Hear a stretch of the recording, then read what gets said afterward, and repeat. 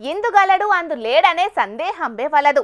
ఈ భూమి మీద భూమి లోపల ఏడేడ చూసినా ఆడాడ మన గుడుల ఆనవాళ్ళు, మన దేవుల విగ్రహాలు ఖచ్చితంగా దొరుకుతాయి. అట్లనే అయ్యింది గీడోకాడ. మంగళవారం గోలే ఆ రామయ్య దూత హనుమయ్య దర్శనమైంది ఓ కాలనీ జనాలకు. పాండ్రి మనం కూడా పోయి స్వామి దర్శనం చేసుకొని వద్దాం.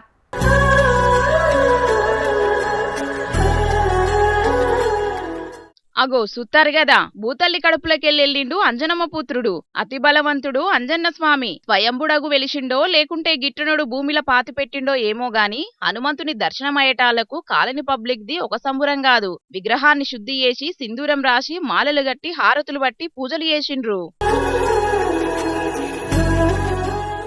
ఏం పని మీదనో ఏమో మట్టి సాప్ చేత్తంటే భూమిలేదో ఉన్నట్టు తెలిసిందట. తీసి చూస్తే సాక్షాత్తు ఆ రామబంటు ఆంజనేయుడే. పైగా మంగళవారం, స్వామికి ఇష్టమైన దినం. ఇసొంటాల్లా స్వామి విగ్రహం భూమిలో దొరుకుడంటే మామూలు ముచ్చట కాదు. ఇగిట్ల విగ్రహం బయట పడ్డదో లేదో ఆ నోట ఈ నోట అందరికి తెలిసి అమ్మలక్కలందరూ తరలిచ్చిండ్రు. హనుమంతునికి తమలపాకుల దండలు గట్టి దండి మొక్కులు పెట్టిండ్రు. అన్నట్టు గిదేడ జరిగిందో చెప్పలే గదా.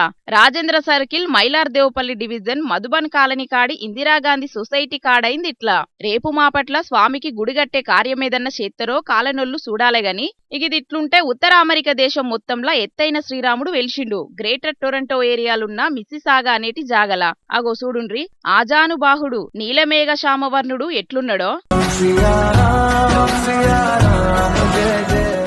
ఉత్తర అమెరికా భక్తులను పావనం చేసేతందుకు పాలరాతితోటి రూపుదిద్దిండ్రు స్వామిని. 4 ఏళ్ల కింద శాలైనయట విగ్రహం పనులు. వేద పండితులంతా మంత్రాలు చదువుతాంటే ఆ వేద ఘోష నడుమ విగ్రహాన్ని పరదగుంజిండ్రు. భక్తులు దండిగచ్చిండ్రు. చూస్తారు గదా, 51 అడుగుల విగ్రహం గంటకు 200 కిలోమీటర్ల వేగంతోటి గాలులు పెట్టినా ఫరక్ లేదట. అట్లా నిర్మాణం చేసిండ్రు అంటారియేలున్న హిందూ హెరిటేజ్ సెంటర్లా. చూత్తాంటే దునియా అంతా రామమయం అన్నట్టే ఉన్నది కాదనుల్లా, ఏమంటారు?